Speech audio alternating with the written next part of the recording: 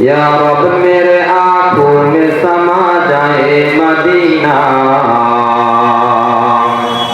या रब मेरे आंखों में समा जाए मदीना। मुद्दत से मेरे दिल में तमन्नाए मदीना, मुद्दत से मेरे दिल में तमन्नाए मदीना।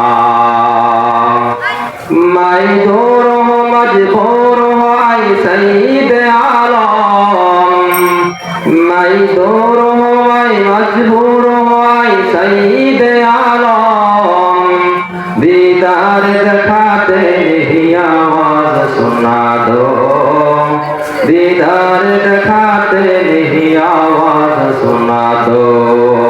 ला इलाहा ও আল্লাহ, আমি মুসা রবের কাছ থেকে ফেরার সময় আমার ব্যাপারে ফয়সালা নিয়ে আসবে, আমার সম্পদ কিভাবে কমবে। মুসা আলাইহিস সালাতু ওয়াস সালাম তুর পাহাড়ের দিকে সামনের দিকে রওনা হলো। যাইতে যাইতে আরেক বান্দার সাথে সাক্ষাৎ। এই বান্দা মুসা পয়গম্বরকে জানা দেয়, ও আল্লাহর নবী মুসা পয়গম্বর, আপনি তো আল্লাহ তাআলার সঙ্গে কথা বলার জন্য যান, আমার আল্লাহকে জিজ্ঞাসা করবেন আমাকে আল্লাহ তাআলা কেন এত গরীব বানাইছে, কেন ধনী বানায় নাই। এবার মুসা পয়গম্বর সামনের দিকে হাঁটে, আবার সামনের দিকে হাঁটে, হাঁটতে হাঁটতে আরেক আল্লাহর বান্দার সঙ্গে সাক্ষাৎ। যে বান্দার হাত নাই, পাও নাই, বিকলাঙ্গ, শুধু চোখগুলো আছে, মুখগুলো আছে, হাত নাই, পাও নাই, হাঁটার কোনো ক্ষমতা নেই, তেমন মানুষ দুনিয়ার জমিনে আছে না নাই। এই আল্লাহর বান্দা মুসা পয়গম্বরকে বলেন, আল্লাহর পয়গম্বর, আমার ব্যাপারে আল্লাহ রাব্বুল আলামিনকে বলবেন কেন আমাকে আমার মালিক হাত দেন নাই, কেন আমাকে পাও দেয় নাই, কেন আমাকে সৃষ্টি করেছে বিকলাঙ্গ অবস্থায়। এবার মুসা পয়গম্বর পাহাড়ের দিকে রওনা হলো, রবের সাথে কথাও হলো। এবার কথাবার্তা শেষ হওয়ার পরে মুসা পয়গম্বর আবার বাড়ির দিকে রওনা। যে পথ দিয়ে এসেছিল সে পথের দিকে বাড়ির দিকে রওনা হয়ে গেল। আস্তে আস্তে আস্তে আস্তে ওই যে সর্বপ্রথম যে ব্যক্তিটা মুসা পয়গম্বরকে বললেন, ও আল্লাহর পয়গম্বর, আমার মালিককে বলবেন আমার ধন সম্পদ কমে না কেন, শুধু বাড়ে আর বাড়ে, আমার সম্পদ যেন একটু কম হয়, সেই ফয়সালা যেন আল্লাহ দেয়। এবার মুসা আলাইহিস সালাতু ওয়াস সালাম সাক্ষাৎ হওয়ার পরে মুসা পয়গম্বরকে বললেন, আল্লাহর পয়গম্বর, আমার রব, আমার মালিক কি ফয়সালা দিয়েছে আমার ব্যাপারে। এবার মুসা পয়গম্বর আল্লাহর বান্দাকে জানাই দিল, ও আল্লাহর বান্দা, তোমার সম্পদ বেশি হয়েছে, কমার তরিকা হলো একটাই, তুমি বেশি বেশি না শুকরিয়া আদায় করবা। তুমি যখন না শুকরিয়া আদায় করবা, তোমার সম্পদ গুলো অটোমেটিক একাই কমতে থাকবে, কমতে থাকবে। এই আল্লাহর বান্দা এই কথা শোনার পরে মুসা পয়গম্বর বলেন, মুসা পয়গম্বরকে জানায়া দিলেন, আল্লাহর নবী পয়গম্বর, তার ব্যাপারে আল্লাহ তাআলা বলেছেন তোমাকে রব্বুল আলামিন আল্লাহ তাআলা জান্নাত সৃষ্টি করেছেন, জাহান্নাম সৃষ্টি করেছেন। জাহান্নামের বিপরীত তলদেশে একটা ছোট্ট একটা ছিদ্র আছে, সেই ছিদ্রটাকে বন্ধ করার জন্য তোমাকে আল্লাহ সৃষ্টি করেছে। আল্লাহু আকবার। এই কথা শোনার পরে আল্লাহর বান্দা আলহামদুলিল্লাহ বললেন, সুবহানাল্লাহ। এত বড় দুঃখের সংবাদ জাহান্নামের জন্য আল্লাহ সৃষ্টি করেছে, এটা শোনার পরে বান্দা বলেছেন আলহামদুলিল্লাহ।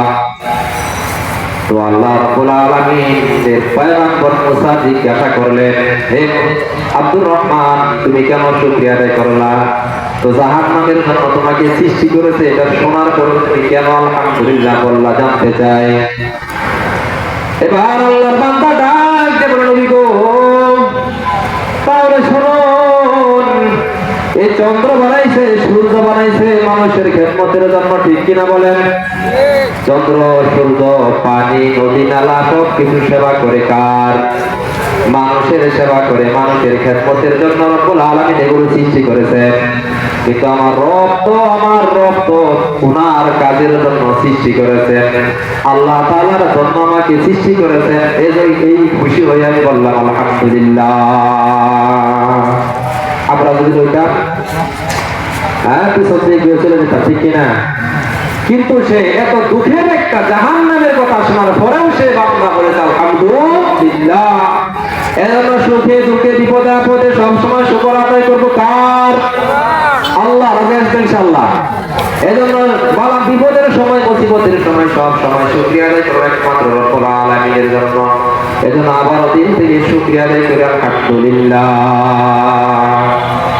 ওই মাজালিসুর রহমান জান্নাতের বাগান, এই বাগানটাকে আমরা দেখতেছি মাত্র কয়েকজন মানুষ, কিছু মানুষ, অল্প মানুষ, কিন্তু এখানে আরো লোক আছে, এগুলো আমরা দেখতেছি না, ঠিক কিনা? ফেরেশতারা আছে। এই ফেরেশতারা চতুর্পার্শ্বে বেষ্টন করে আসমান পর্যন্ত ঘেরাও দেয়া। সুবহানাল্লাহ। আল্লাহ বলে, ও ফেরেশতারা, কি ব্যাপার, তোমাদের অবস্থা কেন? এই ফেরেশতারা ডাক দেয়া বলে, আল্লাহ, এই গরিপুর বাংলাদেশি বাজারের পাশে গরিপুর একটা মাদ্রাসা আছে, কোরআন হাফিজে মাদ্রাসা। সেই মাদ্রাসার মধ্যে আজকে কোরআনের আয়োজন করেছেন, কোরআনের মাহফিল দেওয়া হয়েছে। সেই মাহফিলের মধ্যে আলেমরা কথা বলে, কিছু শ্রোতারা শ্রবণ করে। আল্লাহ বলে, সেই মাহফিলের মধ্যে কি বয়ান হয়? ফেরেশতারা ডাক দিয়ে বলে, সেই মাহফিলের মধ্যে তোমার গুণগান হয়। সুবহানাল্লাহ। সেই মাহফিলের মধ্যে তোমার গুণগান হয়। আল্লাহ তাআলা ফেরেশতাদেরকে বলো, ফেরেশতারা, ওই বান্দারাকে আমি আল্লাহকে দেখেছে।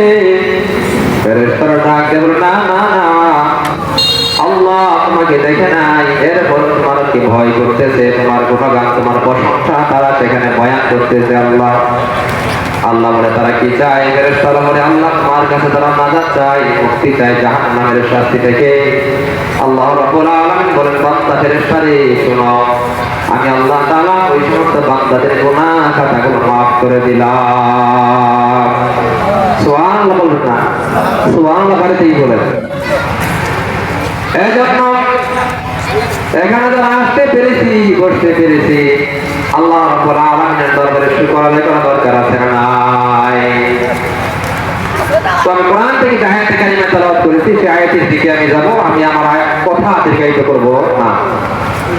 তো কোরআন থেকে একটি আয়াতে কারিমা তেলাওয়াত করেছি। আল্লাহ তাআলা সেই আয়াতের ভিতরে বললেন, আল্লাযীনা আমানু মিনকুম ওয়াল্লাযীনা উতুল ইলমা দারাজাত আল্লাহু বিমা তা'মালুনা খাবীর।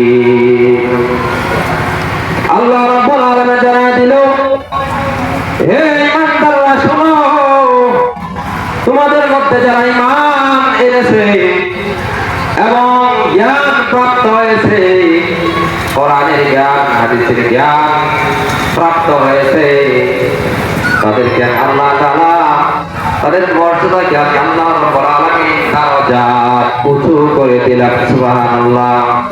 যারা দুনিয়াতে আল্লাহর কালামের ইলম অর্জন করেছে, আল্লাহ তাআলা নিজেই ঘোষণা করেছেন, তাদেরকে আমি উতুল ইলমা দারাজাত, তাদেরকে আমি মর্যাদা উঁচু করে দিলাম। আওয়াজ করে বলেন সুবহানাল্লাহ। আর এই ইলমটা শিক্ষা দেওয়া হয় এই মাদ্রাসায়। আওয়াজ করে বলেন ঠিক কিনা? এই ইলম কোথায় শিক্ষা দেওয়া হয়?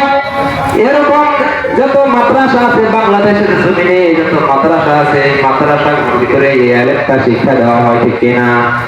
এই জন্য যারা ইলম শিক্ষা করার জন্য আসে, তাদের মর্যাদা অনেক বেশি। এটা বাড়িয়ে দিয়েছেন কে? আল্লাহ তাআলা তাদেরকে মর্যাদা বাড়িয়ে দিয়েছেন। এজন্য দুনিয়ার মধ্যে যত কোটিপতি আছে, লাখপতি আছে, যত টাকা পয়সা অর্থ সম্পদের মালিক হোক না কেন, এই ইলমের চাইতে ওই ব্যক্তিকে কিন্তু আল্লাহ তাআলা দামি বলে নাই। দুনিয়ার জমিনে যে ব্যক্তির অন্তরে কোরআনের ইলম আছে, হাদিসের এলেম আছে, যে ব্যক্তি এলমের শিক্ষা করার জন্য মাদ্রাসায় হেঁটে হেঁটে আসে তাদের মর্যাদা ঘোষণা করে দিয়েছেন কে? এই জন্য এই মাদ্রাসার মধ্যে কোরআন শিক্ষা দেওয়া হয়। কি শিক্ষা দেওয়া হয়? হাদিস শিক্ষা দেওয়া হয়, যে কোরআন এবং হাদিসের ইলম অর্জন করলে দুনিয়াতে সফলতা, পরকালে সফলতা। আওয়াজ করে বলে ঠিক কিনা? এজন্য যারা কোরআন শিক্ষা করে নবী আলাইহিস সালাতু ওয়াস সালাম বললেন, তাদের ব্যাপারে নবী পয়গম্বর বিশ্ব নবী সাল্লাল্লাহু আলাইহি ওয়াসাল্লাম হাদিসের মধ্যে জানায় দিলেন, যারা ইলমের শিক্ষা করার জন্য বাড়ি থেকে বের হয়ে মাদ্রাসার দিকে রওনা হয়ে গেল, আল্লাহ রাব্বুল আলামিনের পক্ষ থেকে ফেরেশতারা তাদের পায়ের নিচে নূরের পাখা বিছিয়ে দিল। সুবহানাল্লাহ। এমন কোন কিতাবের মধ্যে লেখা নাই যারা মাদ্রাসা স্কুলে হাইটা হাইটা গেলে তাদের পায়ের নিচে নূরের পাখা বিছিয়ে দেওয়া হয়, এমন কিতাবের মধ্যে কোথাও লেখা নাই।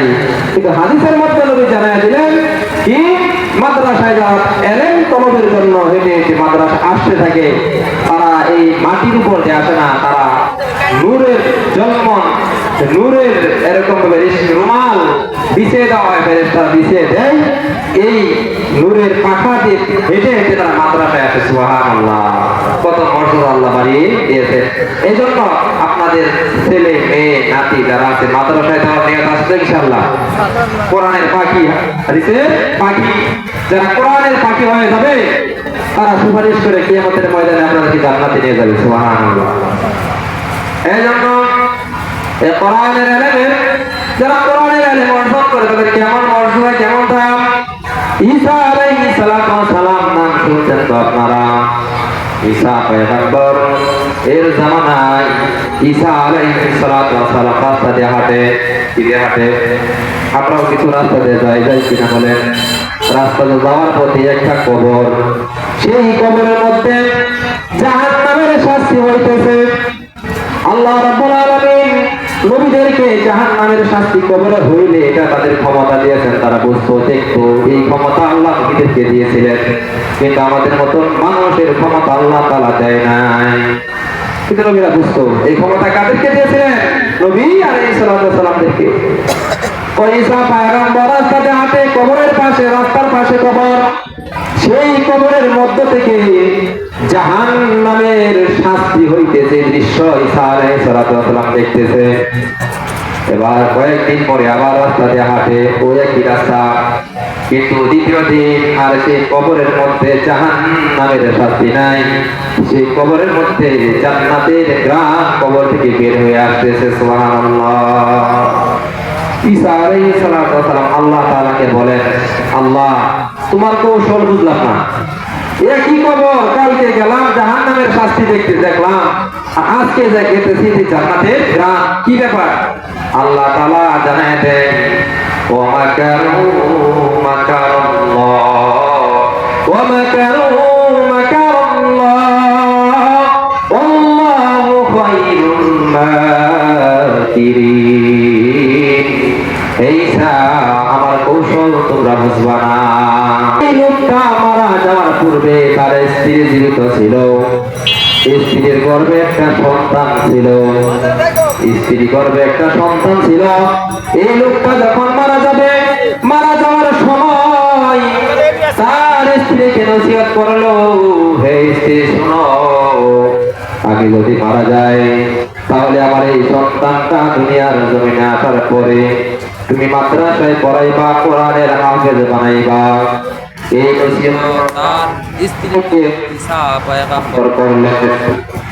ঈসা আলাইহিস সালাম তার বিবিকে এই নসিহত করলেন, তার বিবিকে এই নসিহত করলেন, বিবি শোনো, আমি তো মনে হয় মারাই যাব, আমি মারা যাওয়ার পরে এই আমার তোমার গর্ভে যে সন্তান আছে, এই সন্তানটা আসার পরে দুনিয়াতে মাদ্রাসায় পড়াইয়া কোরআনের হাফেজ বানাইবা।